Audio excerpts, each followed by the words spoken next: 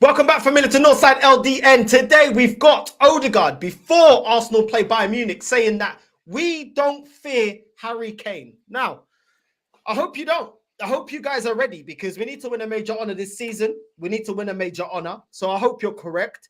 And I'm expecting Odegaard to put right his poor performance against Man City. I think he was one of the poorest players against Man City. So you better turn up in this game because we need you to turn up. Do you know what I mean? But Fullback, what do you make of Odegaard saying that he doesn't fear Harry Kane? That's the way to be, bro. To be honest with you, I rate him for that. Why should he?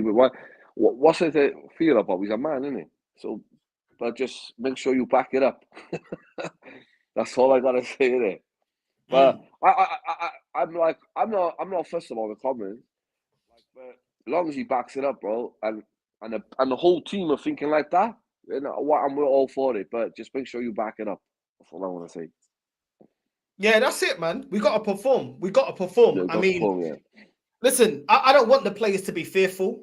He's the captain. So, listen, I'm expecting my captain not to be scared. I'm expecting a leader's performance. I'm expecting him to turn up. I didn't think he turned up against Man City. So, for me, he owes us one. You need to turn up.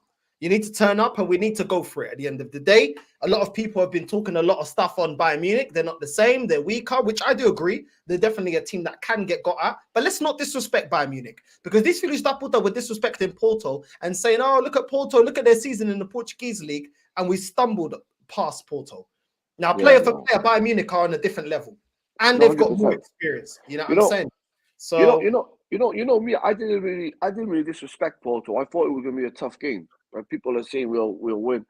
But even though I predicted a high scoreline, I always knew it was going to be a hard game. It's because they're experienced in the Champions League. That's why I said Paul. But with this Bayern Munich, I'm not writing them off because you can't write off Bayern Munich. But the only thing that's in Arsenal's favour is they have thrown in a lot of white flags in the last few weeks in their own league. The only thing in our favour, and we have to capitalise on that. We can't go there thinking this is the same Bayern Munich. We got to go there. We're better than them. The moment you think Bayern Munich are going to give you a game, they will give you a game. That's automatic. But you got to go there with that mentality thinking, yo, listen, we're Arsenal now. We need to prove ourselves. This team, I'll be honest with you, I don't feel the Bayern Munich are in the best position to play. It's the best time. Me personally, I think it's the best time to play up. That's my opinion. But it's down to us to turn up because it's like the other day, it's like Tuchel come in and like you can see they're being thrown away the games, throwing the white flag in, like surrendering and all that. You get me? That's what's Bayern Munich for the last 2 weeks. So it's down to Arsenal to take advantage of that, and it's down to them to like go out there, play your game. Don't worry about the pass. Beat Bayern Munich. No, I hear that. No, 100%. I think it is the right time. You can't write them off. I'm not one of them fans do not never write off Bayern Munich. I'm with you on that. Do not write them off though. To say no. We can't write them off, bro. We can't write them off. At the end of the day, we haven't been there and done that. Do you know what I'm saying? They've got serial winners in their team. Serial winners, players that have been there, done that. We talk about experience that we've gained from last season. We haven't gained the experience of being winners yet. We're looking good, but we were looking good last season. So at the end of the day, we can't be cocky. This cockiness in Europe is crazy to me. Let's keep it real. I mean, even with this team, they should have been at least good enough to win a Europa League. We've seen Villarreal win a Europa League. We didn't win a Europa League. We've seen a broken down, even Man United in their worst were able to win a Europa League. So let's keep our feet on the ground because at the end of the day, we've not done anything in Europe. Yeah, and when I've seen teams like Villarreal and Sevilla, with all due respect, with the money that we spend, we should be good enough to win the Europa League. And when we was in those competitions, we never won it. So with this manager, and in the past. So at the end of the day, we don't have the heritage, but at the end of the day, we've got momentum at the moment. But momentum means nothing if you don't perform. You remember the words of Porto? The goalkeeper came out, Diego Costa, and said, you guys need to prove to us why you're the favourites. And I'm sure that Bayern Munich will have the same mentality. We've got the news, and it's a good segue now into the next bit of news. I knew when this crap about they've got injuries, Harry Kane might not be turning up. Oh, no. Gnabry, the goalkeeper Neuer ain't coming out. I knew these Filhos da Puta would be fit for this game, bro. I knew they would be fit, bro. Do you know what I'm saying? And the thing is, I think their actual strength is their attack. When you look at their wingers, when you look at their attackers and goal scorers, they've got Muller that's got the experience, been there, done that. knows how to calm the team down, knows how to get through these tough legs, has the experience. They've got Harry Kane, that is a gunman. Let's keep it real. He's a gunman. And even though they're not going to win the league, it's not really based on the Harry Kane because he's actually been scoring goals and performing. Let's keep it real. He's been performing and doing his job. The fact that they're leaking goals in the back has nothing to do with Harry Kane. Then you look at Gnabry, baller. You know what I mean? Sane, baller. You know what I mean? Musiala, baller. Do you know what I'm saying? They've got a lot of quality in attack. And the thing is these players are going to be back. They got Neuer, who is, for me, still a world-class goalkeeper. They've still got quality in that team. I know it's all disjointed at the moment, and I get that the defense has been wonky, which I'll get onto, but they definitely have a team that can hurt us. Yeah, 100%. But it's, no, they've got a team that can hurt us. But at the same time, you know, I look at it. They like, it ain't rocket science to realize that some of their players and Tuchel don't get on. So it's like that. That's what you're kind of. It's like you don't get on with a manager, and he has a go with you. Your lack of performance is going to come down. So it comes down to the players, really. It's like if the players are up for it, I don't think it's that much. I think it's a base of Bayern Munich going, if them players are up for it, then they've got to be 100% up for it. Because I think with their manager, there's a lot of ups and downs with a lot of players. That's why they, like, come on, like, they're 16 points behind, you know, Leverkusen. But let me say something, yeah. And I thought about this today, yeah. This is why I'm not underestimating him. Tuchel took a Chelsea that was very up and down and flaky in the Premier League and managed to win the Champions League with a team that nobody put that were able to win the Champions League. You remember? He took over. Lampard said this team isn't ready to win major honours.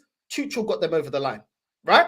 With a team he got them over the line. By hook or by crook, he got them over the line. So he has the experience to get them over the line. Even when a team is not sourcing in their league, even when a team doesn't look player for player that they're good enough to win the Champions League, he has done it. Yeah, you can't take that away from him. Is he going to do it again? This is why I'm not underestimating him, because he's changed it. I'm not underestimating Tuchel, bro, because he's changed the system certain times this season. And you see also in the Champions League, Porto may have been third in the Portuguese league, but they turned up. They were a different side when they played in the Champions League. So you can't always go off of league form. This manager's already done it with a team that wasn't that great. Look, I'm still expecting Arsenal to get the job done. Yeah, Arsenal should, because it doesn't mean that they're going to do it. Well, no, you know the thing is, like, this season, you got actually players who actually have got a bit of. Like, the good thing about going into the Champions League now, if we beat Bayern Munich and we go over there, you've got actually players who've actually been there and done it, experienced players. It's like you've got players like we say we have to call them out and maybe not rate them, and people will all agree with me, but I'm just going off a pure fact. You've got people like Havertz, who's experienced in the Champions League, Jorginho, Thomas Partey, even Martin Odegaard, to a certain extent, when he played for Six, he had a few games for Real Madrid. So some of these players are really Zinchenko's experience in the Champions League. So we've got experienced players. So that's why I think with Bayern Munich coming now, and with Jesus being experienced, we got a few. Oh, gone. You're back. I can't hear you. Come out and come back in. Come out and come back in. Yeah. Come out, come back in. No worries. Bro, look. At the end of the day, they're there for the taking. But so, for me, so were Porto, based on their league performances and stuff like that. So if we're going on based on that, we should have beat Porto a lot more convincingly than we did. I do think there's areas of their team that can be got at. Kimmich has been up and down. Alphonso Davies has been up and down. We can exploit that. But we need to be clinical when we go forward. You know what I'm saying? Upamecano's been given red cards. He's been given penalties. He's been all over the place. You know what I mean? Their midfield looks disjointed as well. Do you know what I mean? If they play Dyer, I'm even more convinced that we're able to get something out of the game. But we have to perform. We have to raise ourselves up to the occasion and be able to perform. If Dyer's in the back, he can get got at. Rafael Guerreiro, he's another defender that can be got at. Let's be honest about it. You know what I mean? The midfield, at time, Goretzka this season has been a little bit all over the place. He hasn't been amazing. Their midfield looked a little bit disjointed. There's games that Muller's been great in, and he's scored and he's been influential. There's other games where Muller hasn't been so influential. So they can definitely be got at. Do you know what I'm saying? I think at times as well, the midfield, fail to connect with Harry Kane and don't give him the service. If he drops in deeper, that helps us a lot more in an aspect because we don't need him making runs past our defense. But to be honest, we need our defense to keep performing because our defense has actually been our main reason why we've been in the title race. And I know it's the Premier League, but we need to convert what we're doing in the Premier League in the league. I think we need to be smarter. When you think about Man City, and how they were able to win in the Champions League, they didn't go gun-ho. They took their time to build up opportunities. They didn't just bomb everyone forward. And I think we can learn from that situation. I think Mikel Arteta should be learning from that situation and trying to use the fact that Pep learned that he had to take his time in terms of when to attack and when to defend. You know what I'm saying? It's a game of chess in the Champions League. You can't go gun-ho, but you need to be clinical. You need to put teams to the sword. If you don't put them to the sword, we see what happened against Porto. And I don't want to be dragging this game out to penalty shootouts and stuff like that. You know what I mean? At the end of the day, we need to make the most out of it, being at home, take the game to them and put them to the sword. That is what we need to do. You know what I'm saying? And listen, they have got players that can hurt us, players that can turn up. But apart from Kim Min-jae, their defense line, I don't really rate their defense that highly. I think they've been all over the place. I think Kimmich is better in the midfield than he is as a right back, in my opinion. I think Alphonso Davies, a lot of times, can be caught. I think the thing is with him, he's got that recovery pace. He's got the pace that Trent's got. You know what I mean? He can get back into position. But really and truly, Davies can be got at. Dyer isn't all that. Upper Meccano's having a stinker of a flipping season. You know what I'm saying? Listen, they got Choupo-Moting that can come off the bench and can do a job. But at the end of the day, we should have too much for them. We need our defense to be on point because Gnabry going up against Ben White, to be fair, I think Ben White has been one of our best players, up there in our top most consistent players this season. I think Ben White is up there in the top 5. I think he's been very, very consistent. So Ben White going up against Gnabry, I'm cool with. But Muller going up against Zinchenko, nah. I don't want to see no Bucaria that we saw when we rotated the squad. I would prefer, I wouldn't even put Kiwior. Yeah, I think Kiwior's done well, but Kiwior going up against one of their wingers, nah. Going up against Sane or something, nah, not for me, bro. This guy's going to get cooked. He's going to get absolutely cooked. For me, this is not the game for Kiwior. Yeah, I think he's decent against certain teams in the Premier League. In the Champions League, I think it's a completely different ball game. Play Tomiyasu. And the thing is with Tomiyasu, not only is he great defensively, but he's good at running forward and doing and helping Martinelli the way that Ben White helps Saka. If we need someone to overlap, if they're doubling up on Martinelli, Tomiyasu can release him or give him an option to pass the ball to. I think Tomiyasu just offers you a lot more. Whereas Kiwior, he's decent, but I still think he can be cooked. Yeah, and he's definitely not going to bring you anything going forward. Let's keep it real. He's not a great inverted player. He's not a player that's going to run down the channel and continue to run down the channel. Come on, let's just be real. At the end of the day, for me, you got to be going for our fullbacks have to be Ben White and Tomiyasu, in my opinion. Otherwise, I think we're in big trouble going up against Bayern Munich. But I was just saying, would you play Kiwior on the left or would you play Tomiyasu? Oh, do you know what, bro? That's a hard one because I rate Kiwior by highly, bro. Do you know what, bro? Me, do you know the truth is, I'll go with Tomiyasu. You go with Tomiyasu, yeah? 100%, yeah. I'll go with Tomiyasu. Reason being is because he's experienced. He's quite good in the Champions League, isn't he? Mm. And he's been there and done it. So I'll go with Tomiyasu. Mm. Tomiyasu. No, I agree. Yeah. We actually agree for once. Yeah, no, because I do. You know me, I rate Kiwior. I do rate him, but the thing with Tomiyasu, he's got that spark in it, bro, and he's rapid. And like one thing he's good at, he throws himself at the ball, innit? He's not afraid to do it. You know, we've seen him when we defend corners last season. He was the only one headed him now, but so yeah. But even before he got injured, I think he was playing excellently, bro. And yeah, I think he's a good balance between attack and defense. He helps the attack, and he's a good crosser of the ball like Ben White. I think he's got decent crosses, yeah. But he doesn't forget his defensive duty, which is what I like. Whereas Kiwior, I don't think he's the greatest defender. I don't think that the left-back position is not even his main position. Let's keep it real. We're playing him out of position. It's not his natural position.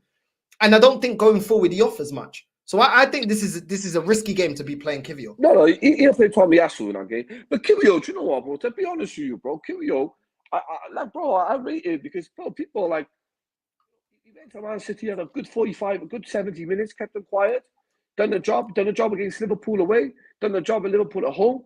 So he can, he can do it in the big games now. And he done it in a small team. We went 6-0, and we had 5 clean sheets with him in the team. That's rare, isn't it? For Arsenal, 5 clean sheets. So yeah, but who was he coming up against on that left-hand side? Who's he coming up against? Because he's got to be on point 1v1. No, if it's Champions League though, bro, personally, I want Tomiyasu because he's experienced. And he's played in the Bundesliga. And he knows how to play against Bayern Munich. He's done it before, do you get me? So he'll have a little intake of what to do against them. So, I think because Kiwior's more Premiership, like you can play him in the Champions League, you're not risking anything. But no, yeah, I'll go with Tomiyasu tomorrow. Yeah, we're going to get. Kiwior's done good against players like Jota. He's done one against Jota, like when when Jota comes to Arsenal, we played Jorginho win the cups. He battered us in the league, but when we played him, he kept him quiet. So yeah, they're both two players, but Tomiyasu to me, the aggressor, isn't he, bro? Like you said, when he comes back aggressive. He's not lick you off the ball. So and he's a big fella too. He's fast and he's big. So yeah, Tomiyasu all day, bro. Tomiyasu left, and Ben White right, and obviously the rest is history. You know what time it is. Saliba and Gabriel, they're like Al Capone and they're like Al Capone and Chai Luciano in the middle, bro. They don't mess around. They're mafia, them two, bro. Well, I saw this on One Football. Jesus saying that it's unfair to compare him to Harry Kane, and this is his quote. I want to get your opinion, then I'll give you mine. He said, Jesus said, even if I'm playing in a position like they play in every game, I think it's unfair to compare me because we are 2 different types of players. Not many people want to look at the game like that. I have played this season maybe 40% on the wing. People may only want to know the result. And if I do not score, that's football today. People want stats. It's not only with me, but with a lot of strikers. I will never complain or compare with someone else. I will always try to work. What do you make of his quote, Jesus? Yo, bro, he knows he ain't nowhere. He ain't on Kane's level, bro. I'll be honest with you. And you know what? To be fair to him, what he's trying to say in that interview, he's not a finisher. That's basically what he's trying to say in a nice way. I'm not finishing. I'm not a finisher. I'm a winger. I mean, that's me. Jesus is a good player, but he ain't on Harry Kane's level. But I'll be honest with you, Harry Kane's world class. Even though we play for Tottenham, even though whatever against him, Harry Kane is a footballer in general, a footballer all round. He's world class, bro. Look what he used to do. I know people used to talk about his finishing only, but I think even Brandon will agree with me. Even the way you used to assist the ball, the pass the ball, and a lot of it comes through Harry Kane when Tottenham used to win games last season. So, yeah, he knows he ain't Harry Kane's level. Whoever asks him that question, do you know what? The reporter should be slapped for asking that stupid question. Do you get me? It's no comparison, bro. Harry Kane's much better than Jesus. Let's get Brandon's thought on that. I don't know if you heard that, Brandon. Jesus saying it's not all about goals and everything. What do you make about Jesus's comments that don't compare me to Harry Kane? We're completely different players, and the striker should not be. They should not be assessed in terms of stats and goals. Yeah, no, Harry Kane's much better. What can we say? Harry Kane's much better in all aspects of the game. He's better than Jesus at holding the ball up. He's better than Jesus at bringing others into play. He can play a killer pass. He can score goals. His all-round game, Harry Kane, I don't think any of us can deny that. His all-round game is arguably the best in the world, to be fair. If you're looking at an all-round striker, Harry Kane is probably the best in the world. So, I mean, it's just him reiterating once again, like Fuad said, he's not a killer. He's not a goal scorer. So I look at him now, and if it's a case of we're going to be playing him out of the on the wing, on either side. I don't think he's been great there. I think the problem with Jesus is when he plays in the middle, he does well in terms of bringing other players into the game. But we all know he's not a killer. He's not a goal scorer. So I don't know. I'm on a mixed one with Jesus because he's done all right in the Champions League. So I suppose when you go off of that, maybe we should start him tomorrow. But based off his recent performances, I don't think he should be anywhere near this Arsenal team, to be honest with you. And I'd even look to possibly be moving on from him in the summer. I ain't gonna lie. You know, we brought him in for Manchester City. He took the level up. Him and Zinchenko took the level up, you know, last season. We see the difference that they made. But, you know, we also see when crunch time hit that they was two players that let us down. And so far, you know, we could talk about Zinchenko again at the weekend. And he just hasn't learned from his mistakes from last season. He still can't defend. And Jesus, you know, we basically won that game against Brighton with 9 men because Jesus was non-existent apart from winning the penalty. And unfortunately, people won't like to hear it because it's Gabby Jesus and it's Zinchenko and they've come from Man City. But the City fans have always told us there's a reason why we binned them, you know, because when it comes to the crunch time, you cannot rely on these two guys. So I don't know. It's going to be interesting to see what happens. I heard what Fuad said about playing Tomiyasu at right back. I 100% agree with that. You know, if I see Zinchenko starting tomorrow, we're in trouble. We're in trouble. And let's be real as well. All the pressure is on Arsenal. We're going to see how these players cope with our pressure now. Because last season, the pressure was on us and we folded. And so far this season, we've done all right to cope well with the pressure. But the pressure is on us. Because it might be Bayern Munich. People will look at Champions League heritage and the fact that, you know, the last 3 meetings between us and them, they beat us 5-1 in every single one of them. But when you look at it in what's actually happening right now, Arsenal are in a rich vein of form. 10 wins from 10 since the new year. We're slapping teams about. We're not conceding goals. We're at home. And then you got on the opposite end of the scale, you got Bayern Munich, who've lost their league for the first time in 11 years by a big margin as well. It's not just 1 or 2 points. They have lost that league by a big margin. They're not playing great football. And they've just come off the back of 2 defeats in the league against teams that they should be beating. So all the pressure is on us tomorrow. We have to win at home in order to go through, I believe. I think you go to the Allianz, it's going to be really difficult. And yeah, with Jesus, it doesn't surprise me that he's come out with that. You know, it's excuse FC. It's excuse from him all the time. Don't want to hear that, Jesus. I want to hear how you're improving your game. I want to hear how you're going to help carry this Arsenal team to a league title or Champions League. Not, I'm not a goal scorer, because at the end of the day, we all know that.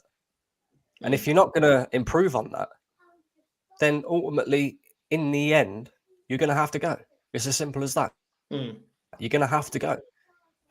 No, I hear that. I think him trying to also listen, why did he bring up in the international break that he's not a goal scorer if it's not important? Because he's kind of trying to dismiss goal scoring. You can't dismiss it, bro. You can't dismiss it. You're a striker. You will be judged like that. Then he's saying, oh, but I get played on the wing. Okay, but what's the thing that we've been put to Saka? Saka, for you to be world-class, you need to year in, year out, be put in double figures in terms of your goal scoring and your output. So, yeah, no worries. So at the end of the day, it doesn't change just because you play on the wing. Just because you play on the wing doesn't mean all of a sudden that you don't have to score goals. Fair dues to Saka. He stepped up. To be honest, I think he's talking a load of rubbish. Attacking players are judged on scoring goals. Bro. Are judged on scoring goals and creativity, and so is deep line playmakers. At the end of the day, you can't go away from that. The thing is as well, other attributes, but those attributes shouldn't be enough. I'll tell you why. Lacazette had work rate. Lacazette had good link-up play. Lacazette was doing everything but scoring goals, and everyone wanted to get rid of him. Why? Because ultimately, Aubameyang's the better striker because he scores goals. Simple as that. Lacazette wasn't getting golden boot with Aubameyang because of his work rate and his link-up play and everything else besides scoring goals. So at the end of the day, every striker that we put up, on a pedestal, we say top striker in Europe, we always look at goals. As soon as Arsenal are looking in for a striker, what do? How many goals have they scored? How many goals do you think they're going to score in the Premier League? So I think this kind of thing of, oh no, it's not about the goals, really and truly. I mean, I've seen work rate even from Giroud, and that didn't even save Giroud. Giroud had 2 seasons of scoring 16 goals, then he had 2 seasons of scoring 14 goals, and that didn't save him. So this is why I'm not hearing this from Jesus. The reason we want to get rid of Nketiah is because he's not a gunman. Arteta didn't think that Balogun is good enough as a gunman. That is what we're talking about. Havertz apparently is now worth the price tag because he's scoring goals. If he was not scoring goals, that is when we were questioning him. We carried him for like 19 games and now he's scoring goals, getting GA. Now some people, I've not changed my mind on Havertz because I keep the same energy. Yeah. If we deemed Giroud 16 goals a season not good enough, if we deemed Lacazette 14 goals a season not good enough, if people are now turning on Jesus 14 goals in a season not good enough, yeah, getting me 9 goals or 10 goals in a season, Havertz, and your position is a striker, that ain't good enough. That's double standards. But he plays as a striker now. So the only striker we rate here is strikers that score 20 goals. And when you're the 3rd highest signing in the club, that is what has to be done. No, but you got to give some leeway to Havertz because we never bought him. They come out and the club said we never bought Havertz as a striker. They bought him as a left wing replacement for Saka. The club come out and said that. So for him to go up there and they throw him in the deep end and a time when there's pressure and he is actually scoring important goals, you've got to give him his credit because he's doing it at a time when you expect him to do it. No, he's not doing it at a time when you we're challenging for. We're doing it even that penalty, me last week against Brighton, when he scored that goal, a big relief call off my chest. Brighton, you never know. They're a dodgy team. They can always turn it around. So it doesn't matter to me. What position? He has done it though, yeah. But his goals now are accountable. His goals now, every time he scores his goals now, like that time when we were struggling against with Brentford at home. This time last year, we drew with them. That one header there elevated us to get us back in the league title race and keep us there. And it's the same now what he's doing now, what he's doing for the team. You last 6 weeks, you got to give him credit. He has done well. I've not given him credit. I gave him man of the match in the last game. I'm just saying to you, it's at the end of the day, it's all good you re-quoting what the club said, yeah? But if they really believed him to be the replacement for Xhaka, he would still be playing in that position. He's playing as a striker. At the moment, he's scoring goals. For me to change my mind on the player, he needs to be, I know he hasn't played the whole season as a striker. He needs to be scoring more than Jesus. I don't care. Because Jesus ain't even the bar. And he scores 14 goals. When Arsenal wrong, not even playing the whole season. Jesus, if anything, yeah, I agree with Brandon. Jesus should be sold because every time we're in the title race, the last 2 years we're in the title race, this guy gets injured in a crucial time in the season. So you can't rely on him for goal scoring, and you can't even rely on him for fitness. So at the end of the day, I'm sorry, man. I think Jesus is a good squad player. Like me, I've always said, if you're not going to play him as striker, you can always play him on the wings and keep him at the cover wings. And if we in the Premier League, he haven't scored many goals, and he scored 3 or 4 or 3 is it 3 or 4. But in the Champions League, he's scoring. So if he's going to do it good in the Champions League and he can get that odd goal to keep us in the Champions League, like tomorrow, if he can get out on goal, because he has been playing well. Again, away against Seville, he played well. If he can do that, he's a good squad player. But as a target man, as a striker, you got to go out there and buy out now an out-and-out striker. Because against Brighton, we should have been 3-0 up in the first 15 minutes. But doesn't that show everything you think about it? Because you just said we need to go out there and get a striker. He plays in that position. You don't want to play him in the Xhaka role. So really and truly, don't rate him that much. Because you want a striker that will displace him out of the team. You won't play him in the Xhaka role because now Jorginho or Rice are playing in that position. You won't play him ahead. So really and truly, ain't that great? Because as soon as you buy a striker, Havertz goes to the bench. You do know that, yeah? No. He doesn't fit anywhere else in the team but striker. It's not Havertz who has them. But the problem is Havertz had a chance. He took it. There's a difference. Jesus don't take his chances. There's a difference. Havertz took his chances. Like that last minute gap goal against Villa. Not against Villa, away against Brentford. That last gap goal, last minute, last second, boom. He scores. He had a chance. He buries it. He took his chance against Sheffield United. The other day against Brentford at home, we were struggling. One chance, bam. He has it. Last time, Havertz had, Jesus had about 3-4 chances and missed them. Havertz has one chance against Brighton. He puts the ball in the net. I'm just going off what I see. I don't care about the Havertz of Chelsea. I'm talking about the Havertz of Arsenal now. So, I mean, we can all go back there, but we got to be, sometimes Arsenal fans need to be more lenient to think, yo, do you know what? Fair dues to him. I'm not saying he's the answer. Did you not see my last match reaction? Yeah, no, I know what you're saying. I'm just saying, Jesus, the problem with Jesus is, I don't think, and I think Brandon, I remember Brandon might have said it a long time ago, I don't think that we've actually baked Jesus as a striker. I think he's just a unitary player, playing there. I know he scored. Let's get into starting 11s. Let's get into starting 11. Since we're talking about who plays and who's doing well and X, Y, and Z. Right back. Who we going with? Ben White. Yeah, Ben White. Yeah. Centre back pairing: Gabriel Jesus, Gabriel and Saliba. The Mafia stays there. Yeah. Left back: Tomiyasu. Forward? You disagree? Tomiyasu. Yeah? Cool. My midfield three would be Partey, Rice, and Odegaard. I feel like Jorginho may get bullied in this game. I know it's a bit risky. That's a good call. That's a good shot. I potentially, I'm in two minds about it. Partey might not be match fit. I don't know if Jorginho, if he won't get bullied in this game. I'm not too sure. I really don't want to concede in the first leg as well. I really don't want to concede.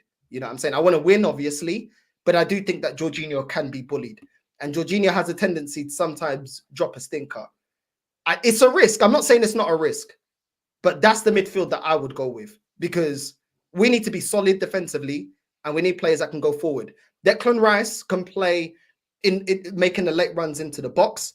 Partey can sit, but Partey can also dictate play and do what Jorginho does with the long balls. Then you've got Odegaard that can play the little intricate triangles, etc., and little through balls when we're in the counter. That to me is our strongest, but I get why some people would be cautious about Partey because of injury and he's just coming back. So I hear it, but I'm a little bit cautious with Jorginho in the midfield. What do you guys think? I'll go with Jorginho, and Martin Odegaard. I'll rest him at Declan Rice for tomorrow. Yeah, you would rest Declan Rice? Yeah, I'll rest him, bro. You just said rest Declan Rice for the biggest Champions League.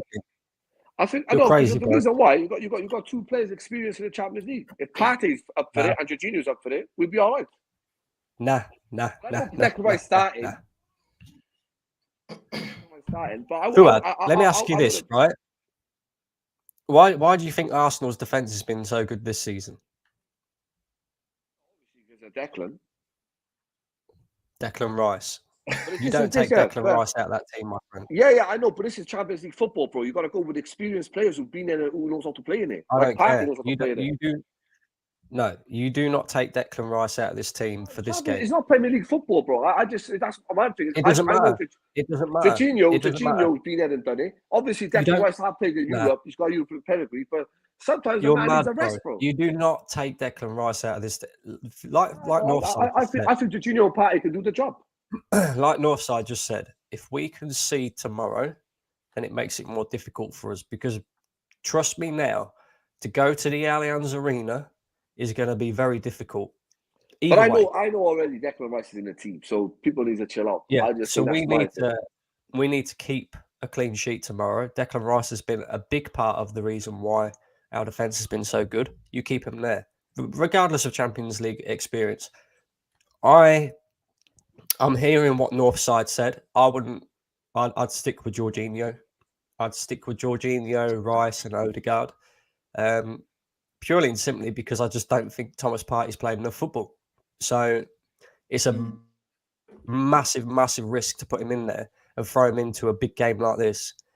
But I understand also the element that, Jorginho can get bullied. But I kind of look on it and I think, we're at home. We should have the majority of the ball. And, with Declan Rice sitting in front of that back four, I think we'll be okay. I think we'll be okay with Jorginho. Maybe bring Partey off the bench a little bit later, give him a bit of a run out or whatever. But yeah, I'd stick with the midfield three that's doing the business in the Premier League at the moment. I can't listen. I can't argue it. Yeah, I can't. I'm being cautious. Maybe it's the nerves going in the Champions League against Bayern and everything else like that. I completely hear it. Why you wouldn't play Partey, and I know it's a risk, and I know that he hasn't played a lot of games. I know he's coming back from injury, and I also get the point that listen, if it's not broken, don't fix it. I get it. I completely get it.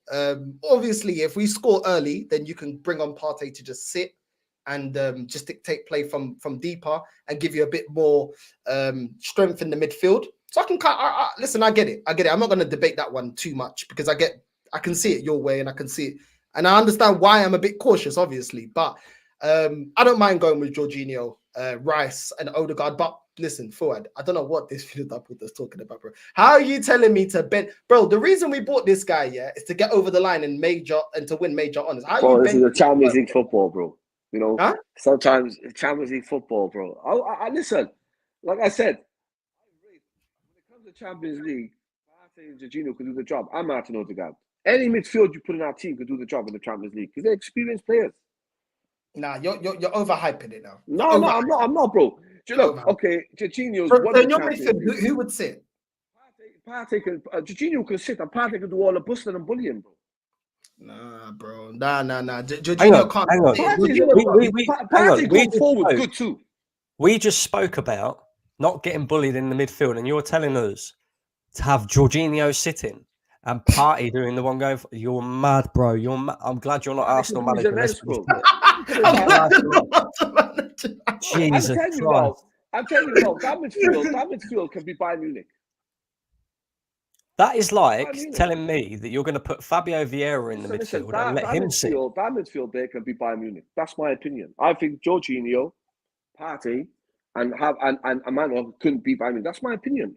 Bro, Joe, you got three. You're putting Jorginho. That is. Let's be real. Yeah, he's not. He doesn't get. Whenever he's fit, he doesn't get into our best midfield. You play Jorginho, fair, but his weakest asset, the weakest thing of his game is defensively. Let's be real. What's the weakness about his game? It's defensive, bro.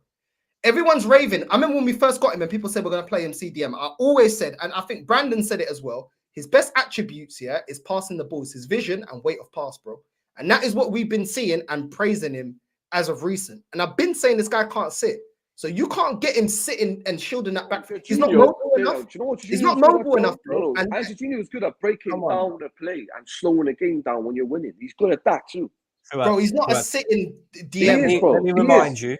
Let me just take you back a little bit. Yeah, let me take you back a little bit. Arsenal versus Tottenham earlier on in the season, right? Yeah, that's one game.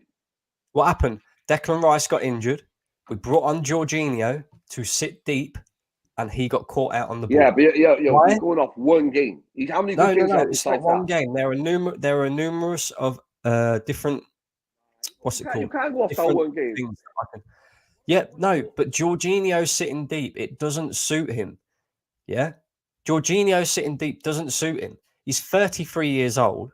I'd even argue, right, that his legs have gone a little bit because he doesn't have the recovery pace if he does lose the ball. He doesn't have any of that. Right. So if you're playing Jorginho in the midfield, that's fine because we know he's got decent weight of pass. He can spray the balls long, short. You know, his short game is very good as well. But you play him further forward. You don't say, let's sit you in front of Saliba and Gabriel. That's suicide, bro. That's suicide. With Harry Kane and Musiala, you're mad. You're mad. I don't know what you've been putting in your coffee today, my friend, but whatever it is. I don't drink coffee. That's why it's pink stuff. But I know, anyway, I know Jorginho's not. I know Declan Rice is the first one on the tree. And he has got, like I said earlier on, he has got European pedigree. But I would like to see that midfield how it will work. Okay, let's move on. We're not going to agree. Let's move on to the front three. I would put Havertz. I would put Trossard and Martinelli. I think Saka hasn't been good enough. I've really not been impressed with Saka lately. I've not been impressed, bro. I'm going off form. Havertz gets in because of form, just like Jorginho would probably get in the midfield because of form. I don't know, bro. I ain't been impressed with Saka, bro. I ain't been impressed with Saka, bro. You know what I mean? I really don't, bro. And if we're going off of recency, I think Trossard has looked more dangerous, and so has Martinelli looked a bit more dangerous. but I've not been impressed by Saka as of lately. We're talking about, I don't know. You said don't, if it's not broken, don't fix it. It's been looking scrappy with Saka on the right wing. You can still bring him on the pitch, but I don't know, bro. I'm in total agreement with you on the Saka thing. I do think, you know, he's not been great of late. Maybe it's down to injury. I don't know. Maybe it's down to he's played too many minutes. Maybe he just, I don't know, reaches this point of the season and is just burnt out and not good, because we see that last season, right? But I would play Saka tomorrow, because when we talk about Champions League again, he's 7 games in the Champions League. Okay, you know, our group wasn't exactly difficult, whatever. But 7 games, he's had either goals or assists in 7 goals or assists in 7 games. So I think you've got to play Saka. I agree with you. I'd keep Havertz up top, because he can do he can do the dirty work against whoever they play at centre back. Hopefully, it's Eric Dyer. I pray that it's Eric Dyer, and hold the ball up. And then on the left-hand side, the left-hand side's difficult, you know, because I think Bayern will come and try and play football. I think Bayern will try and, you know, try and have a go at us. So maybe that left-hand side is well suited to Martinelli. But I also think as well that Trossard has been very good for Arsenal of late, coming up with big moments and that. And it'd be very difficult to kind of drop him out of the team. So I think, I don't know, that's a tough one. I think that's the tough one. I think you play Saka, you play Havertz, and then on that left-hand side, it's a toss-up between Trossard and Martinelli. And to be honest with you, I wouldn't mind seeing either. Brandon, Saka dropped a stinker. He wasn't the only one, but he was poor against Man City. He wasn't amazing. Yep. He wasn't good against Brighton. Do you think you get a more hungry Saka if you start him on the bench?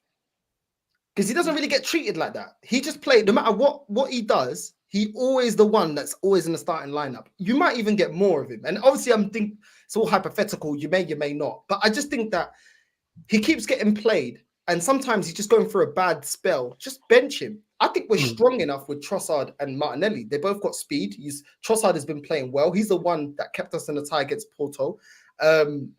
And Martinelli, every time he's come on as a substitute, he's looked up for it. He looks like he's trying to fight for his place. Saka's been the one that's been lackluster. Do you know what I mean? I hear what you're saying. I do hear what you're saying. And if this was a Premier League game, I'd be inclined to agree with you. I just think with the Champions League, you've got to play your best players. And, you know, Saka is the star boy, you know. Mikel Arteta sees him as the main man because he's the one who, you know, can never be dropped, always plays consistently week in, week out, you know, mostly 90 minutes. It's only recently that we've started to see the manager actually taking him off in games, you know, when games are won, which is good to see because we're going to need him towards the, you know, back end of the season. But I just look at it and I think, right, he's our top goal scorer and assister in the Champions League this season. May not mean too much to people because, like I said, the group stage, you expect Arsenal to beat them teams in the group. But him along with Jesus, they're the ones that have done the business in the Champions League. But I wouldn't play Jesus tomorrow because, you know, I just think Havertz deserves to keep his place. It's very difficult to knock Trossard out of this team. And the only way that you're going to do that is if you kind of use Martinelli's pace. I think you've got to play Saka. I think you've got to play Saka. Maybe he does drop us another stinker tomorrow, but yeah. No. Saka's a must-play star, bro. Saka scored 17 goals, and the thing is, why does Saka always get a pass? This is the thing, yeah. Everybody else is held to account. It doesn't matter. And Saka never gets held to performances. Do you know what I'm saying? Like he can drop a stinker. No, Saka starts. Nah, but I get it. I like Saka. It's easy to say but it is a bit of a double standard, though. Yeah, it's not double standard because people say, "Oh, he gets a stick." Okay, but then his assist always puts majority of his assists goes in the back of the net, even though but he doesn't always perform. He didn't perform in the 2 legs with Porto. Yeah, he doesn't always perform, bro. bro. If he was always he's still got the assist, though, didn't he? About him. He's still got the assist, though. It doesn't matter. You're taking a risk, all right? At least with Saka, you know that there's an assist there and there's a goal in it. That's one thing you know with Saka, even though he's not performing, because you don't score 17 Premier League goals and tell him you got to drop it. It's stupid, isn't it? So in the Champions League, did he score against City? Did he score against City? No, but so you can't just use his record and then just glaze over performances where he's not scoring and not assisting. That's what I'm saying. His overall performance is not. His performance wasn't that bad against City. Do you get me? You can't say nothing about Saka, bro. Like, I get it, but I don't get it. The other thing, if we're playing Havertz, he's got to go out there. Not because of ability. When you look at ability, come on, bro. He's not amazing. There's another element to this, though. There's another element to this that I think we're all missing, right? When it comes to doing the dirty work, when it comes to, doing a bit of defending where needed, I think out of the three, Trossard, Martinelli, and Saka is the better at, going backwards and defending, right? I think we'll all agree on that. Played there. He's played there. He's played there, yeah. But let's say, for example, Bayern Munich do come to the Emirates and they do have a lot of the ball. You're going to need a player on that side as well who can track Alphonso Davies. Because if he gets going forward, then that's going to spell danger. The other side, I'm not so... I mean, I don't even know who they play on the other side, but he's their danger man, Alphonso Davies, on the... on the left-hand Alphonso Davies, on the right-hand side is Kimmich, yeah. So, Kimmich ain't got pace or anything like that. So Tomiyasu can deal with him, but it's the pace of Alphonso Davies. He can be very, very dangerous. And I just think, when it comes to, we're not going to always have the ball. When it comes to the defensive work, I think, you're gonna need your winger to do a little bit of defensive work as well and help out Ben White. You don't want to isolate Ben White with Alphonso Davies. Jesus Christ, he'll get cooked, right? I don't know, so bro. I look at that. I look at that, and I think you got to play Saka for that reason as well, because not only just because of going forward, but also doing the defensive work as well. I think he's better than Trossard and Martinelli at it. Another thing is, though, do you know why I'll go with Saka, Havertz, and Martinelli? The reason why is because of that. I think Bayern Munich will play that high line, and Martinelli, they ain't catching him. That defense ain't catching him. You see what's him? Dyer catching Martinelli. No chance. So that pace of Martinelli is going to be a difference. But then again, it's so hard to stop Trossard. It's like a headache from Mikel Arteta. But it's good for the fans, isn't it? Whoever you play, they're going to be good anyway. But I will go with Martinelli tomorrow. Martinelli, pace full. He's sharp. He's ready. He's fit. We've rested him.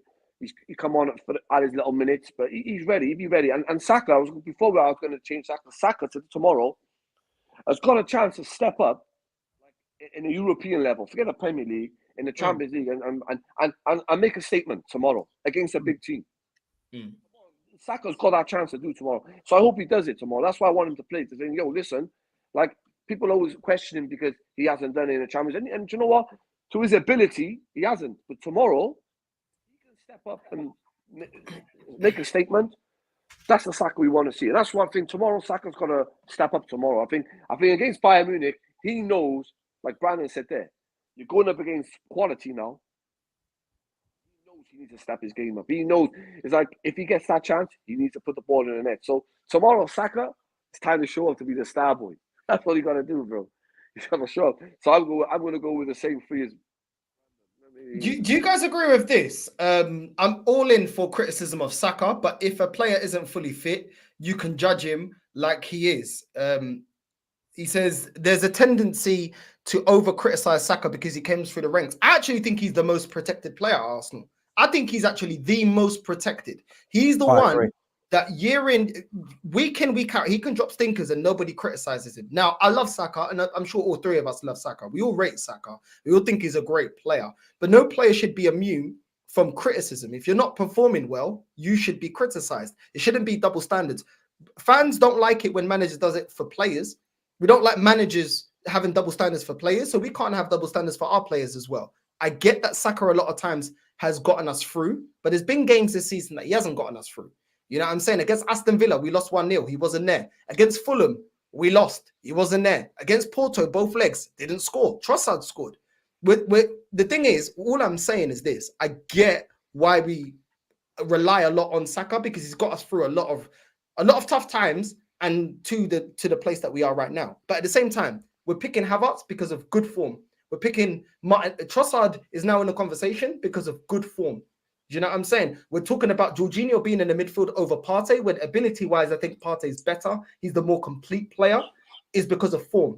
So we're talking about Tomiyasu because he's had good form. Every time he's asked to play, he's been good. Before his injury, he was good. We're playing Ben White because Ben White has been good. The centre back. We're talking about Tomiyasu because Zinchenko's shit. Let's be real. Nah, but Tomiyasu, come on, bro. Nah. Tomiyasu injury, was he not playing well? Yeah, but then you could sit there and say, well, maybe Kiwior deserves to get in instead of Tomiyasu because he was playing well. Do you know what I mean? Kiwior's quality, brother. Really got the ability to well. Against this well. Kiwior hasn't got the pace, so he's not going to be keeping up with him. Maybe we should look at this from a different angle again, Northside. The comment there says, I'm all for fair criticism of Saka, but if a player isn't fully fit, you can judge him like he is. There's a tendency he should be on the pitch. And look, I agree with you in the sense that I believe Saka's the most protected player at Arsenal as well. You know, if you criticise Bukayo Saka, all of a sudden you, especially on Twitter, Jesus Christ, you got all the little top reds, top gooners coming for you. You know, and he is the most protected player at Arsenal. I don't necessarily blame Bukayo Saka for his poor form, though. I actually put the blame on the manager. You know, if it's a case of fatigue, like Mikel Arteta said in his press conference, if it's a case of he's picked up a knock or an injury or whatever, then it's up to Mikel Arteta to manage him and manage him properly. Yeah. And, you know, you shouldn't, if that's the case, you shouldn't be starting week in, week out. Bukayo Saka, yeah, he loves football. He's a footballer. He wants to play football. He wants to do well for Arsenal. And sometimes, as a manager, you've got to take that decision away from the player, because Saka is always going to turn around and say, look, I'm fit to play, boss, even if he isn't 100%. So, you know, Mikel Arteta has to look at this and think, well, you played X amount of football. You relied heavily upon, you know, we play you 90 minutes every single game for the majority of the time. It's only up until recently that he started bringing him off. So maybe it's time to give you a rest and trust in, you know, these other players like Trossard, like Martinelli, that are currently performing as well, and give them an opportunity. So I don't necessarily blame Saka for his poor form. I actually put more of the blame on the manager, because he's not really managing him in the correct way, I don't think. I agree. What about Northside's boy, AK, known as Dennis Bergkamp Havertz? Listen, bro, Havertz, yeah, you keep screaming, I'm not giving him his props. I gave him man of the match. No, what about? Do you know what it is with Havertz, right? With Havertz, what are the fans?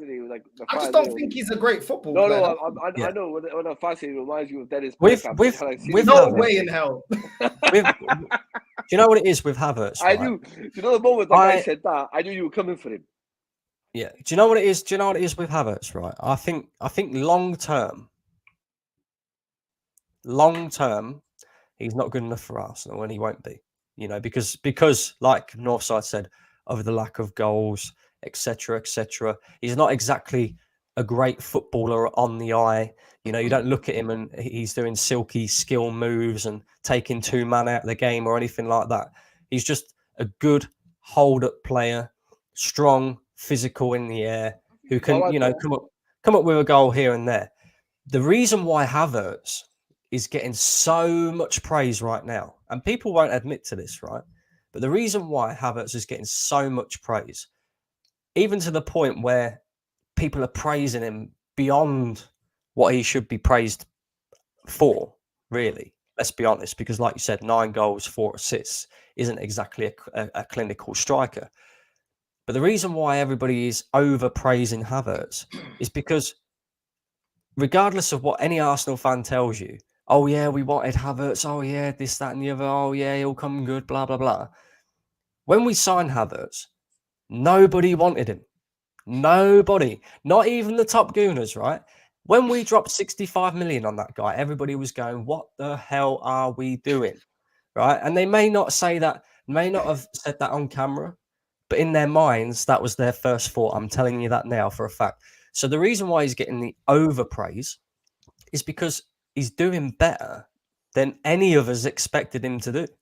We expected that guy after the first except 10. One fan. Except we one expected fan. that guy after say 10 of the first games this season, where he basically did nothing. We expected him to completely and utterly flop this season. And in reality, he hasn't flopped, but I wouldn't say he's been exceptional either. He's been good because he's come up with goals in big, important moments, like Fuad said. And he's probably one of the players that you can lean on in the big moments who will come up with something, you know. I think he scored 9 or assisted in 9 goals or assists in the last 7 games. So that's not a bad return, to be fair. That's not a bad return for a player in his first season at Arsenal. But yeah, you look on it and you think, okay, he's getting praise. He deserves his praise. But people are overpraising him to the point where you think, hang about, is this a world-class striker? No, it ain't. But they're doing that because they didn't rate him in the first place when we bought him. And that's the reality. This is what I said. They're happy for Havertz to play as a striker, but they want Osimhen or they want Tony. Why? And he will displace him out the team. So that, to me, indirectly shows. No, but the reality is, it's like we ain't got no other option because you replace Jesus up there, all right, and he doesn't deliver. Do you know what I mean? You play Nketiah up there. Yeah, but they overgassed him as well. They overgassed him as well. You know, but this is the reality though. What about your boy Nketiah? What about your boy Nketiah? I don't talk about him no more. You don't talk about him no more. Well, he's not on the pitch. There's something to talk about. But he's not on the pitch. But what no. I remember when you were calling me and Brandon out. Oh, where's the apology? You guys were bashing him. He deserved the new contract. You should be fighting already. If I was you, Northside, I'll humble myself because listen, he's dead. My apology is coming soon from all of you. Listen, but I'm going to tell you now, innit? What I'm going to say to you is. What about El Nene? You don't fight El Nene's corner either. You left all your boys on the bench, man. I don't think. Do you know you watch football sometimes? Don't you think sometimes? Okay, you got to try other things, and other things do work, and that's what's happened. Havertz, he's punished. He's put him there, and he's left it there because he's delivering. I know, and he's delivering in the moments when you're not expecting him to, but. Why isn't Nketiah and El Nene delivering? Listen, I want to say something to Brandon. Okay, you don't want to talk about it. Look, you don't want to talk about it. This guy is as loyal as a chick on OnlyFans, bro. He's loyal to nobody. Nketiah is keeping the bench warm. But all I got to tell you is this, bro. He will hype it. When you fall off a cliff, he won't back you anymore. You don't want to talk about it. Listen, before we change, brother, you said something about super venom, right? There was one guy who Northside said, Fuad, you're going to sing in August. Me and him and Lewis went live. And what did I say to Lewis? What was it Northside? What was my favorite word? Lewis, thank you very much. And you had a meltdown on me about Havertz. About what? August for me, you Lewis went live. And I was going to say, Lewis, nice doing business for you. And you hasn't delivered, bro. So what are you talking about? No, it's still, bro. To me, it's good business, bro. I think we're all seeing that, but from now, you can't say it. You can only make judgment on it to the end of the season, like I said, at the end till May. If he scores from now in the most important games and crosses over the line, then, bro, to me, nice doing business for you, Lewis. And I told Lewis, and you were calling me shameless. You've got no tact. You were cursing me all of a sudden. I was the only one who said, you know what? I don't mind Havertz being in the team. And that's when you flipped on me. No, the only way you're right, Fuad, is if he gets us over the line to win a major honor. So that means I'm right all the time then. If he backs, I'd be right from day one. Hold on. Fuad, you know very well. We came second last season. You know, this season was all about getting over the line. Whoever he's recruited is about getting over the line. If we don't get over the line, then it was a poor signing. Because the signing hasn't come through and got us over the line. And people will say, oh, but he scored in this moment and that moment. We've seen moments from Pepe. Hold on. When we're talking about moments, it's not about moments, it's about getting over the line. No, but this is the problem. Hold on. Even if you're negative, we saw moments from Pepe. We saw moments from Nketiah. We saw moments from Fabi Vieira. That doesn't all of a sudden mean that they're good enough. We've seen a lot of players at Arsenal have moments. Yeah, but has those moments led to major honours? No. So let's chill out with this. Oh, he's having a good. This is the problem with you guys don't realize. It's getting over the line, bro. This is the problem with all like you're trying to like. This is the problem with all of you. And when he does do it, this is the problem with all of you. Havertz is doing it at a time when we need him to do it. Players you named then was irrelevant. The job ain't done. The title race. But the job ain't done. The job ain't done. Problem. It's irrelevant. So how players you named there, Pepe, Bayern, Lacazette, we have never come near the title race. At least with this guy, there's pressure on us. We're third. He goes and does the job. He's done it. Havertz, I don't care what any of you say. I'm just going to go off a fact. I've seen him with my own eyes, biggest stage in the world, in the Champions League final against Man City. Name me any player you just named then have done that. Well, he scored one goal in the final. No. And you're missing the point. He knows how to play. Yeah, but you're missing the point. The point is, he knows how to play under pressure. This time last year, let's go back to Northside-LD. He wasn't pivotal. He wasn't pivotal for Chelsea. Why did we go back to last year? The last goal. This time last year, we drew with Brentford at home. This time last year, it was exactly the same thing. Played Brighton, home, lost 3-0. Bro, even your microphone don't want to pick your voice up, bro. Even your microphone can tell you're chatting rubbish, bro. But let's go facts. You guys are quick enough to put out the fucking... Even your own microphone's trying to meet you. Brandon, you're quick enough to put out the most negative things. But, bro, the positive side of this time is we've won. We've got 6 points in the game. There's nothing negative. There's nothing negative. No, but he makes a difference, though. Last year, no player turned up handling the pressure. He knows how to handle the pressure. He's done in the big moments. He's done in the big moments. I'm just going off what I see. But he needs to continue doing it in the big moments. I may it continue, but you need to back him too. Yeah. Hey, listen. Northside did a match reaction from the last match, and Havertz got man of the match. I've been praising Havertz since the turn of the year, right? And what he's been. Well, I've seen you on the shows. You have been. So, when you say about us negative ones always being negative, right? When a player's doing what we expect and what we want them to do, which is get Arsenal closer to winning a major honour and actually get us over the line. If Havertz, like, let's say every single team, Arsenal, Liverpool, Man City, win the remainder of their games this season, yeah? We'll win the league on goal difference as things stand. If Havertz scores the winning goal against Everton on the last game of the season, do you think I'm going to give a shit about the 65 million? Of course I ain't. Why? Because Arsenal won the Premier League. Do you think Northside and League Gunners are going to give a shit about the 65 million? Of course they ain't. But it's all about winning them major honours. If we don't get over the line, then we're going to have question marks over, was he the right signing? Could we have got somebody else for 65 million who could have done the business and maybe scored more and given us more? And this is where it all comes down to. So all of this conversation really is irrelevant until the end of the season. Yeah. But he needs to keep doing what he is doing. Exactly. In the big moments. I can agree with that. Yeah, but Fuad wants to be like Better Call Saul from Breaking Bad and be his defense lawyer. That's the problem. And the thing is, there's nothing to defend at the moment. No, you can't. Just relax. Are you having a go at me about Havertz when I gave him man of the match in the last game? That's the most praise I can give him at the moment because he hasn't delivered.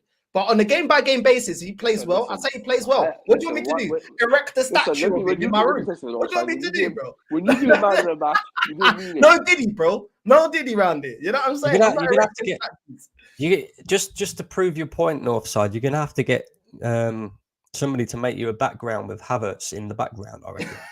Just to prove that you're praising him a little bit, I agree.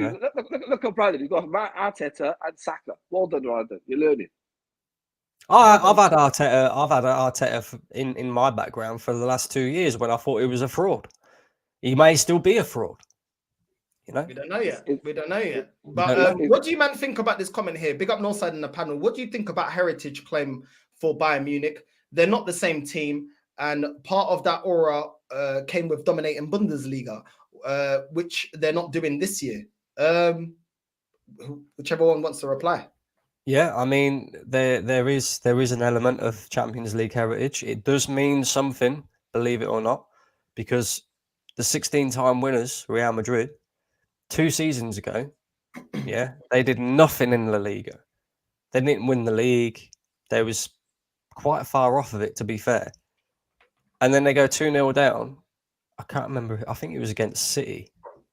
No, it weren't City. No, it was Liverpool. They go 2-0 down against Liverpool and then win the game 5-2. So, you know, over the 2 legs. So you kind of think there is something to do with heritage in there. And at the end of the day as well, we've got to be careful because Bayern have given up the league now. You know, Tuchel come out to I think it was last week or the week before and said, look, the points gap's too much. You know, Leverkusen have won the league. So they'll be focusing on this. They've got this to focus on and this only. If they don't win this, then that's it. They're not winning a trophy this season. And you know what? I'm here for it. It'd be hilarious to see Harry Kane leave Spurs because they don't win trophies and then go to Bayern Munich and not win a trophy. You know, that would make my day. But you know, they're going to be focused on this. They'll have seen that performance against Porto, which, let's be honest, wasn't great. And Champions League nights compared to Premier League nights is complete and a different element altogether. The nerves kick in. You know, you're playing a team that's in a different league, different setup, different makeup. You know, it's not going to be an easy game, but we're the favourites and we should win the game. And we have to win the game. We have to win it by 2 clear goals, in my opinion. Because when we go to the Allianz, it's not going to be easy. And really, when we go to the Allianz, I want us to go there with a lead, and I want us to go there and Mikel Arteta do a similar thing to what he did against Man City: sit 10 men behind the ball and hit them on the counter attack. Yeah, I think our chances are dependent on how they set up. That's how I look at it. Yeah, I look at it as if they sit back and try to do a Porto, I think we lose. I think they've got all the attackers to put us to the sword if they kick back. But at the same time, I know the defenders ain't great. Let me just give an example. Man United, when everybody sat back, nobody attacked. Until they started opening up in the 60th minute, Man City, one of the best teams in the world, couldn't break them down. So you can still put a structure around defenders that are not very great to nullify the opposition and not let them play through you. Do you know what I mean? So I know they're not been amazing defensively, but at the same time, Tuchel does know how to stink it out. Also, their manager knows how to advance in the Champions League with a team that's not amazing. He did it with Chelsea. He's got experience of this. He didn't have all his players and everyone that he needed, and he still stunk it out. If they open up, I agree with Forward.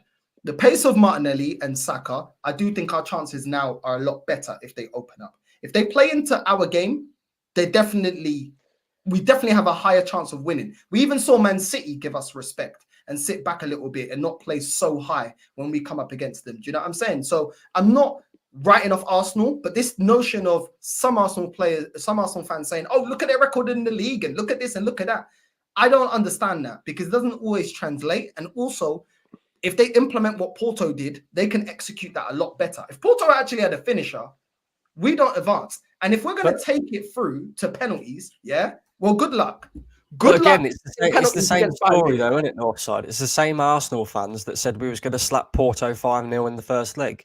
Do you know what I mean? It's all them deluded. I keep telling people, right? Because I've been on streams with Man City fans, Liverpool fans, etc., etc. I get tarred, yeah, with the same brush as them fans. And I said to Martin, Man City fan, yeah, I said, don't listen to what Igor and Dawood and Fuad's got to say, yeah, because they're deluded. Yeah, they're deluded. He's correct. He's the same correct. As them. Yeah. Fuad, you were shouting. What did you want to say? Go on, keep talking, Brad. I put something in the chat. That's all, bro. Oh, you put something in the chat, yeah? Big up to AK for the super chat. Big up Northside. It's Champions League time. Time to defend my crown. Big up to you, bro. Big up to you. Just sold my card. I've got a question for both of you. If we make it past Bayern, who do you want? Real Madrid or Man City? I don't care. I don't care. You got to play one of them anyway. Oh my days, we actually agreed. What's going on? I don't care. You know, regardless who you're playing, it's a hard game, innit? It's a heavyweight game, innit? Regardless who you're playing. But one thing, brother, let me tell you something. Don't ever put me in the same category as them two. I always come and fight for them, bro. Brendan, yo, I respect them.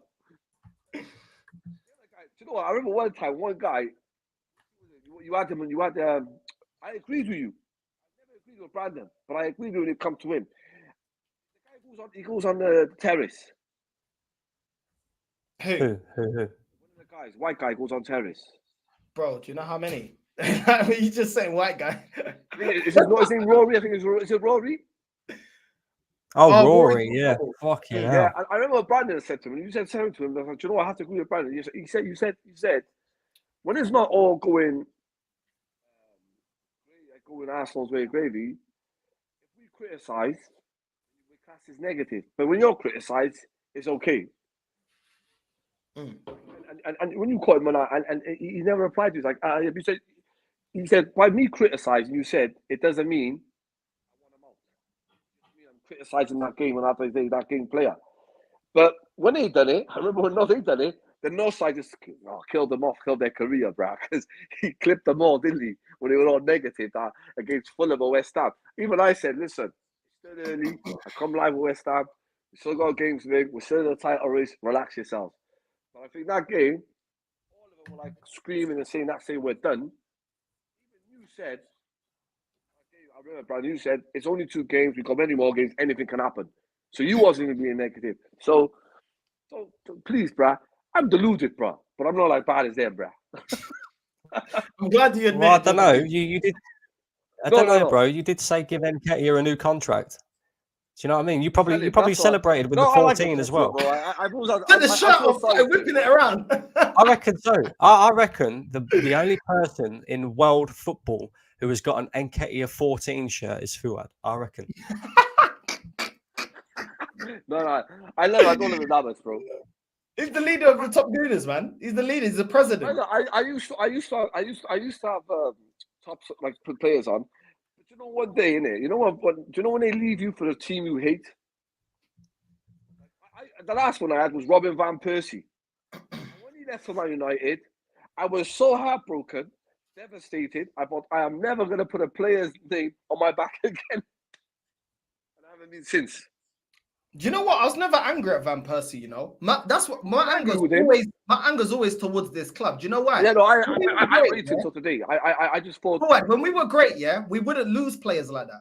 I always look at the club. I'm like, why are they leaving? And that happened so many times before. Nasri, Fabregas, Clichy. The only one I could say left, but then again, in hindsight, he was right to leave, was Ashley Cole. He's the only one that left when we were still on top. Yeah, but looking back in hindsight, he was actually right because he went and got more trophies and everything else. And maybe he knew something we didn't know, but the club didn't move correct after we sold Ashley Cole. But back in the day, we wouldn't be selling our best players like that. That's why my anger's always towards Arsenal, because when we do our job, you hold on to these players.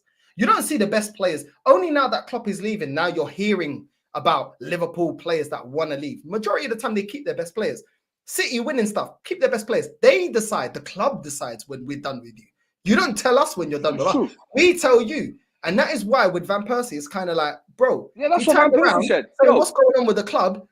Arsene Wenger saying, well, we're not really, there's no quality in the market and this and that. If you're a winner, I don't blame him for being a winner, bro. Because if I was a winner, I would have been my career short. I'm leaving as well. I'm not dedicating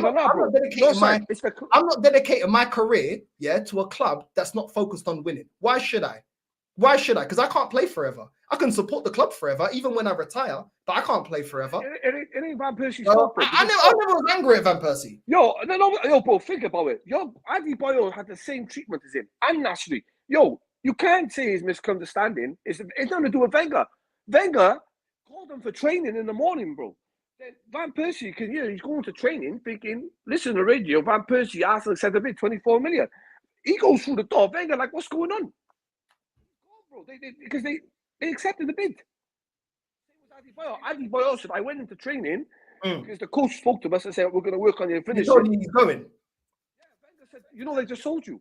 He was like, what? To Man City, same as Sammy and Nasri. Bro, Fullback, you remember the times, yeah, that Fabregas was literally, his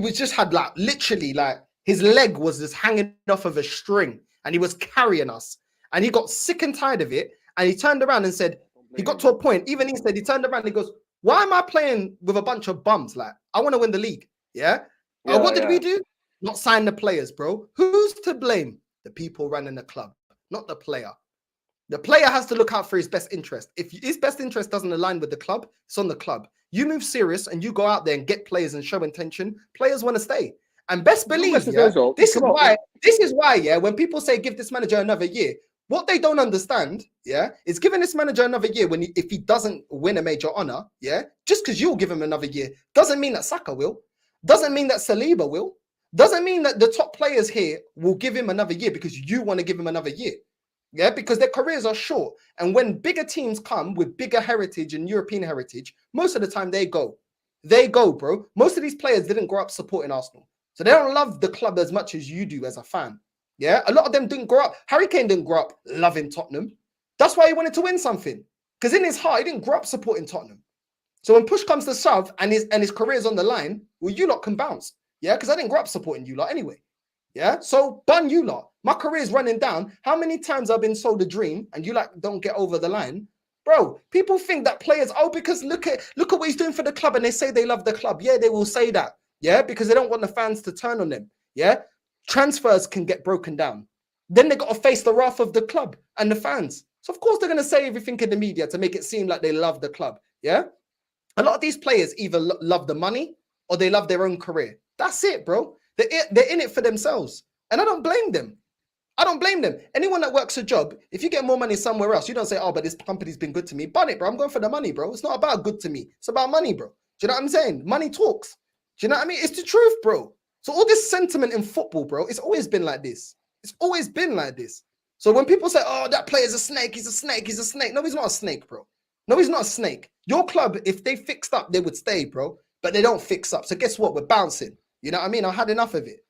This is what I mean, bro. The difference is when your club moves serious, you're able to get Sol Campbell. But Sol Campbell, the reason we couldn't get Harry Kane is because we weren't moving serious. That's the problem, bro. It's the problem. You know what I mean? Oh, he's a joker, bro. I swear to God. Did you say you seen what he's put in the private chat? No, I didn't see it. I didn't see it. I'm off, bro. Nice one, lads. Nice chatting.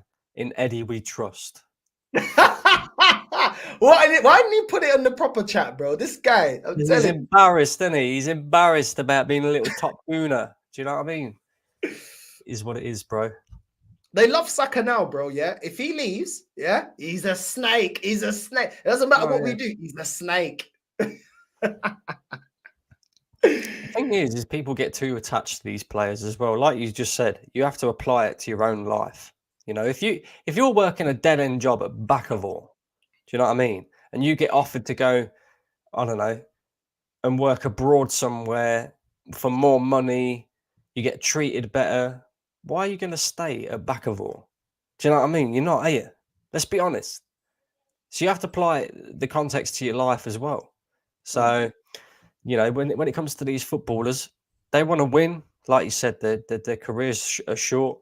The best players will get offers from elsewhere, more money, etc., more chance of winning trophies. You're going to go. You're going to go. You know, so I don't know, bro. It is what it is. But yeah, we're going to see tomorrow. We're going to see tomorrow. Let's see if these players can handle pressure. Let's see if they can handle pressure. What's your prediction for tomorrow, bro? Do you know what? The thing is, Harry Kane always scores against Arsenal. I don't know what it is, but he always scores against Arsenal. They've got threatening players. They've got threatening players. Let's just forget their league form, right? Because league and Champions League is two separate competitions. They don't mean anything. Like, look at Porto, for example. They're having a dreadful season in their league. They're nowhere near the top. They still came and gave us a game. So Bayern Munich will do the same, no doubt. Gnabry against former club Arsenal as well. They got some dangerous players. Musiala, he's going to be tough to keep quiet. He's very skillful. So I'd love to say 2-0 Arsenal, but I don't think it's going to be. I think we will concede. I think it's going to be a draw, you know. I think it's going to be 1-1. 1-1, yeah?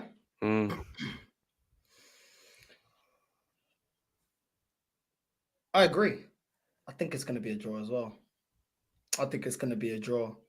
I was thinking about 2-1 Arsenal, but I think a draw. Like I said, I'm in two minds because I don't know what Bayern we're going to see. You know what I mean? I don't know how they're going to set up.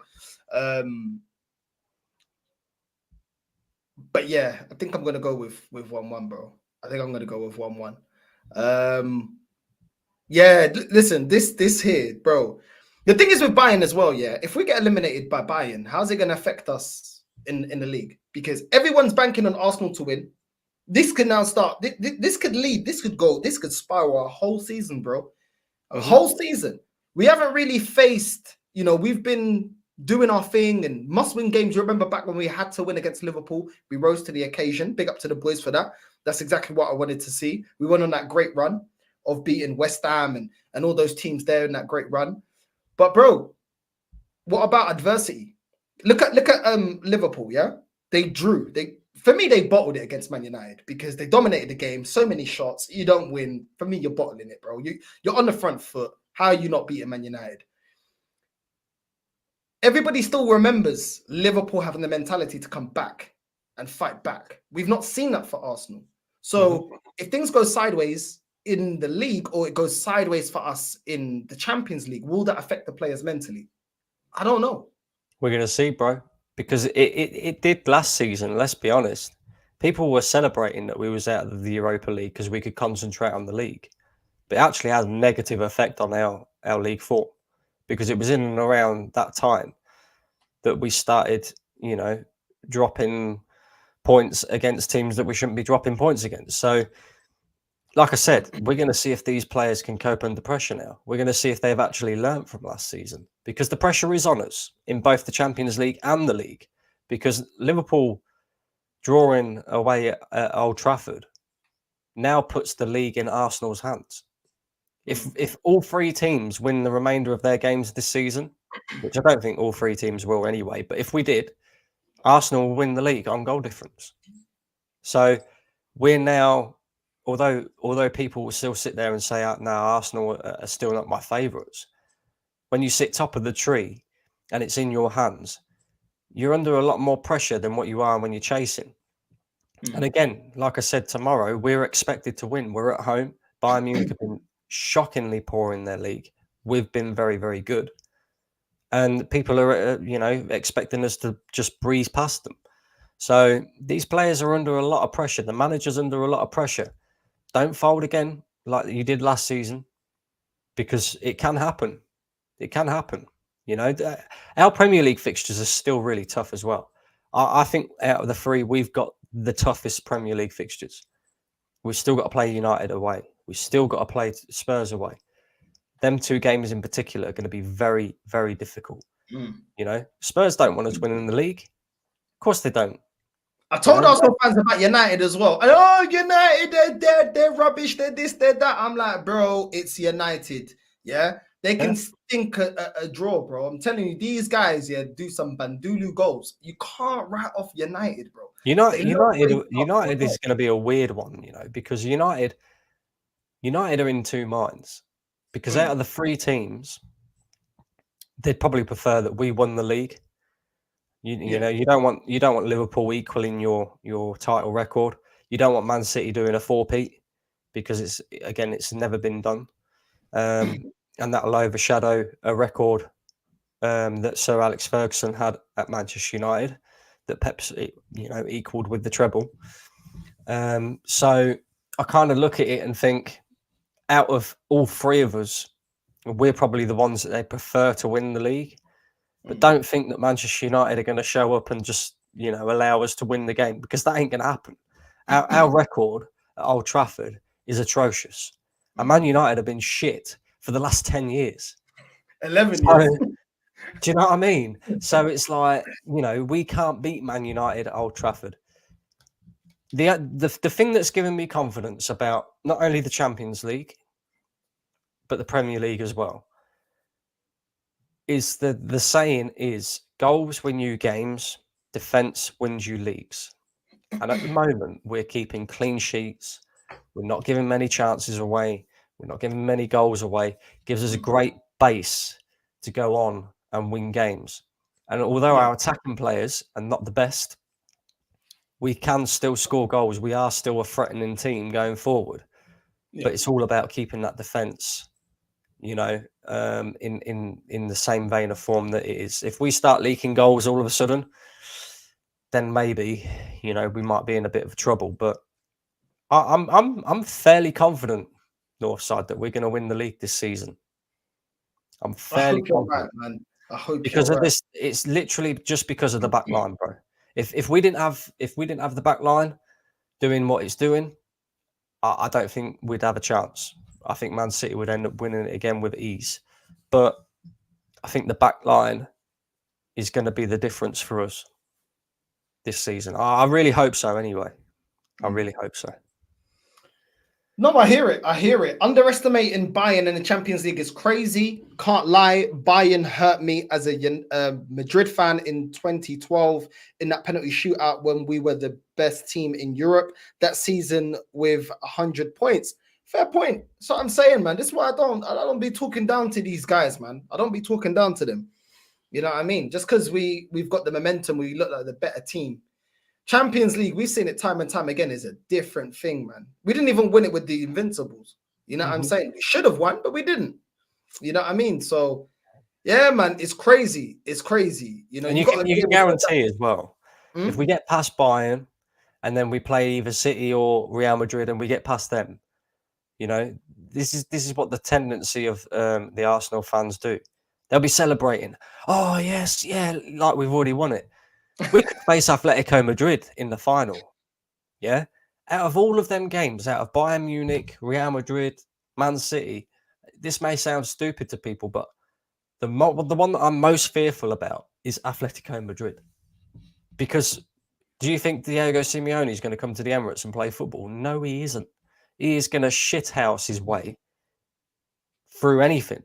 Do you think Diego Simeone is going to actually try and play football in the final? No way. No way. He will shithouse his way to a win, you know. And we even now we still struggle against low blocks, even now. So, you know, it's not going to be easy. And at the end of the day, you know, I had Rance say this on Bant Sports Ooze earlier. Big up Rance and expressions, by the way. That's one of my favorite, you know, YouTube things to watch.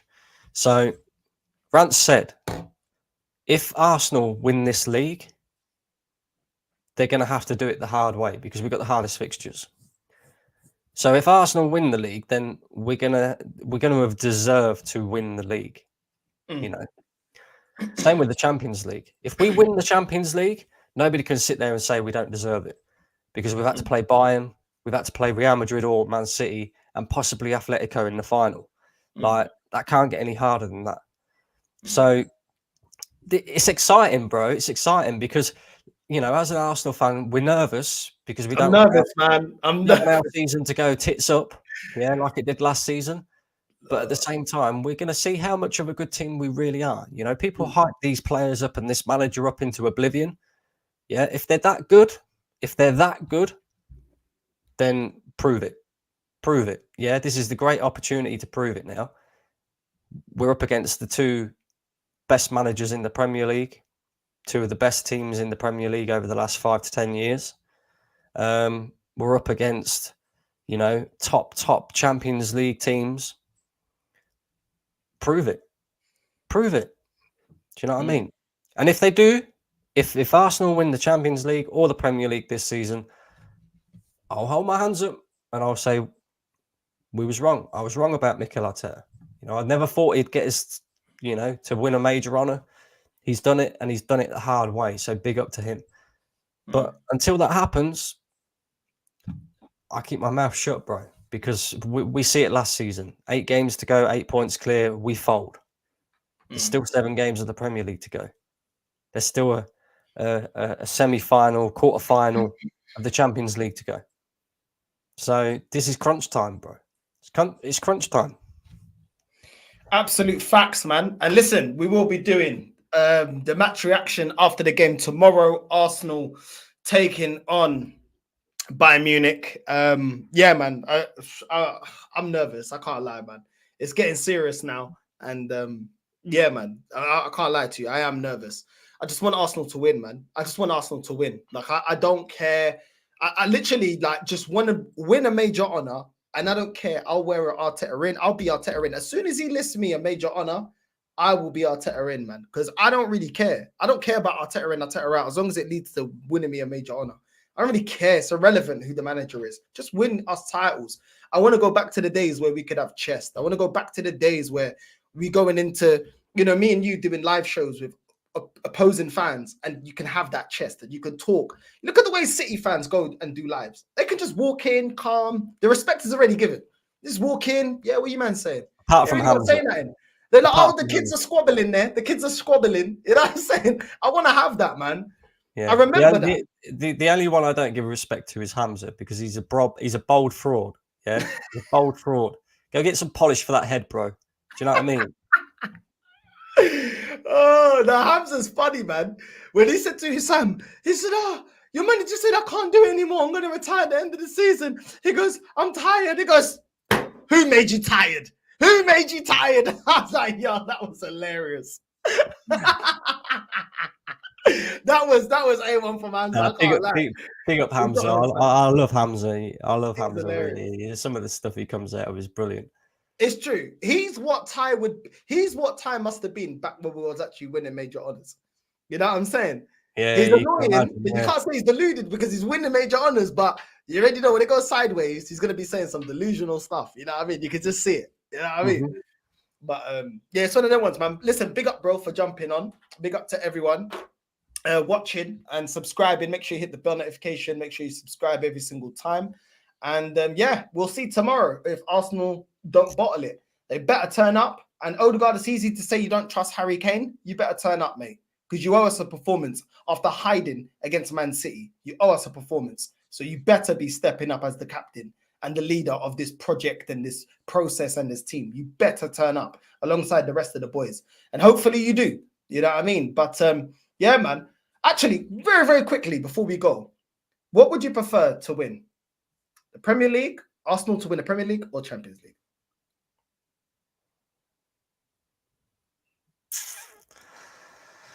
I can't say both, no.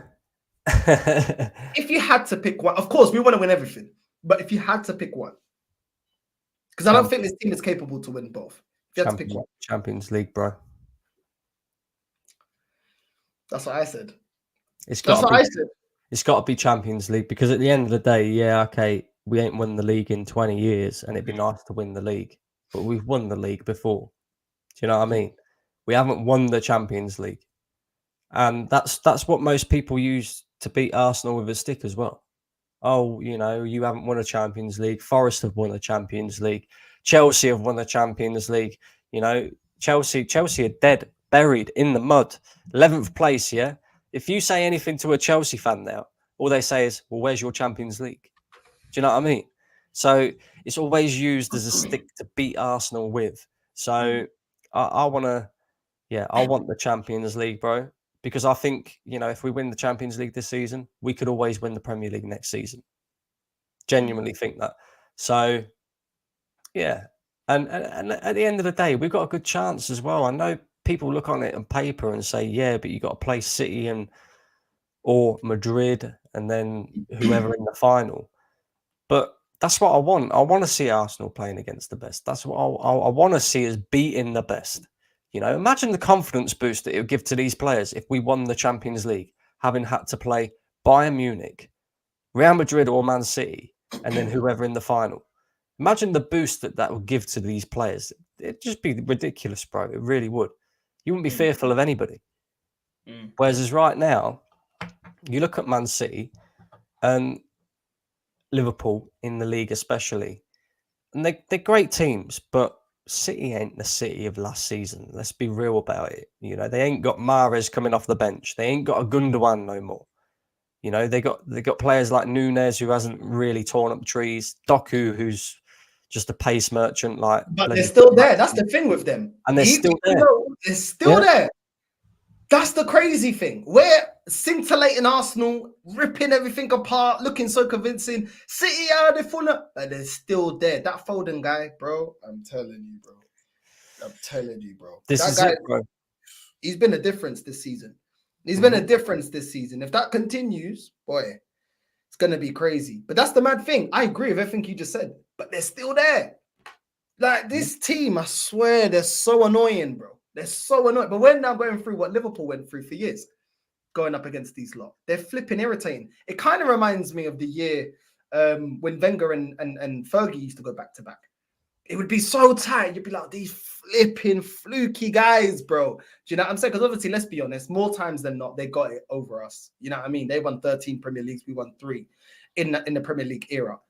And it was just like, bro, so many times it was so close, but they just kept getting it over the line, kept getting the right players in, kept getting Berbatov, when they got Tevez, I was like, for fuck's sakes. You already got Rooney and you're getting Tevez. It's long. You had Ronaldo, but you go and get Nani. It's like, for fuck's sakes, these guys don't stop. Like, they were so annoying, bro. Do you know what I'm saying? They were so annoying, bro. You had Ferdinand. No, you want to go get Vidic as well. You know what I'm saying? It's like, oh, my days, bro. And then even they're like, Jason Park. Yeah, him and Anderson and Raphael and all these guys. You think, oh, they're meaty. They still performed enough to get them over the line. I'm like, these flipping jammy filusta puta. Scholes. It's like, bro, Scholes, retire, bro. Just retire. You're stressing me out. The best thing is, though, is Scholes did retire and then he come back and then he'll win the league again. Yeah. Madness, bro. Oh, my days. And Giggs, from going from a winger to going to a midfielder, and it's working. And I'm just like, for fuck's sakes, these guys don't stop, bro. It was relentless with them, bro. It was relentless. It's so annoying, bro. Do you know what I'm saying? So it's Man like, bro, bro. You know what I mean? Man City, I think they've won one game against the top 6 this season. And they are still 1 point behind us. And we have won every single game apart from 2 against the top 6 this season. And the 2 that we haven't won were draws at the Etihad and at Anfield. Do you know what I mean? It's mad, isn't it? It's crazy. It's crazy, man. But listen, people, make sure you're liking and subscribing. This is the feeling when you want to be a big team, when you want to win major honors. This is what it comes with. You know what I mean? Rough with the smooth. But anyway, we're out, familia. Love.